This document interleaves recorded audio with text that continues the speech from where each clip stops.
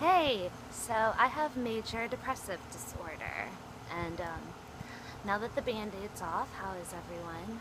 No, I'm, um, it's me, Meredith, your long-lost friend, the person you may have thought you would never see or hear from again, because let's face it, I've disappeared. I've abandoned each and every one of the people in my life who ever mattered or meant something to me, and for that I, of course, am sorry, but,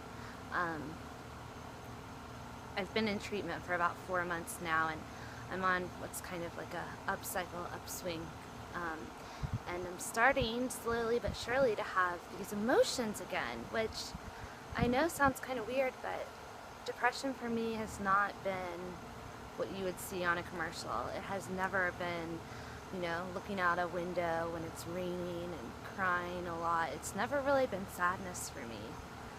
It's never been happiness. It's never been, all it's been is just feeling nothing, a void, numb, completely detached. Once I tried to figure out what would be the best thing, like what would make me very happy right now, like what could I get excited about, and I couldn't come up with one thing. I forgot that things were ever important to me. Couldn't care about them. Stopped caring about everything, and the biggest casualty of that was you, my friends, who have always been such great friends for me. And me, on the other hand, I've not been a great friend to you. Haven't been really a great person. I've been trying to separate, or what my therapist wants me to do is separate my disease from the person I actually am, or who I would believe myself to be. And depression makes things hard. It makes the easiest of things difficult. When you don't care about anything, you don't really get motivated by anything. And for a long time, I think before I was diagnosed, I thought this is just the dreadful person, the miserable person I'd become and would always be. So didn't want to bring you down with me and pushed you away. Thought maybe if you stopped caring, it wouldn't hurt so much that I didn't know how to have relationships anymore. Depression's like being incredibly hungover, but having to go about your day just like you always would.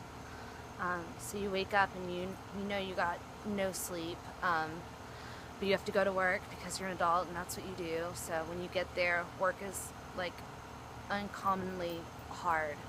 You look around and no one else seems to be struggling, but you're kind of just flailing, and you use every bit of energy you have to focus. And when lunch rolls around, you're not going to go sit with the group. You need to sit by yourself, because man, that just feels like it's going to take a lot of work.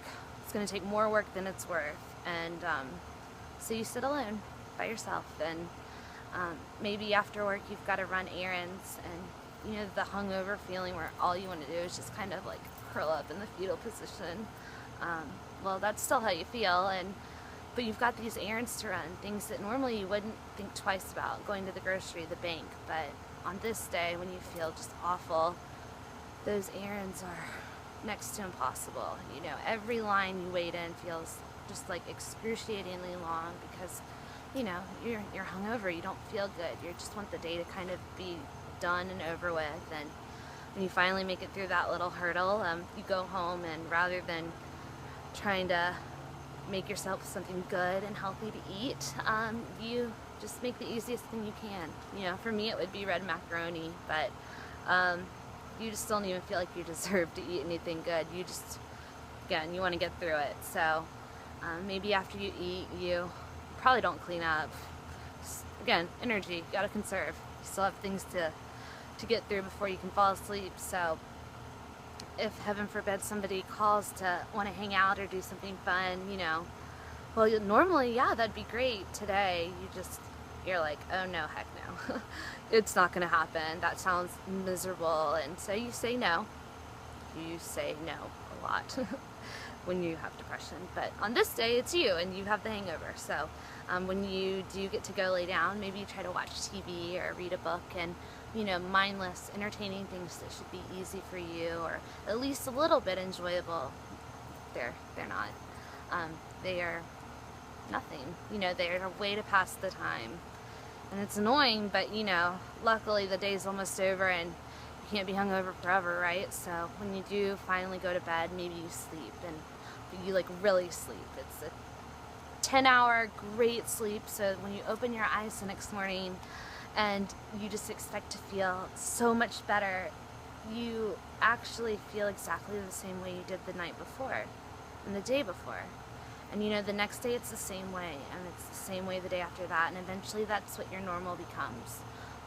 That's how depression is. It makes you want to isolate yourself. It's incredibly lonely and boring, and all of that being said, I'm making this to tell you, my friends, that there's not a day that goes by I don't miss you, and that these emotions that I'm all of a sudden feeling, you know, the sadness and the regret, the guilt, you know, I couldn't feel guilt before. Isn't that just like so awful? I didn't care about anything enough to feel guilty about it, about letting it down, about not being there for it. So I miss you all, and I love you very much.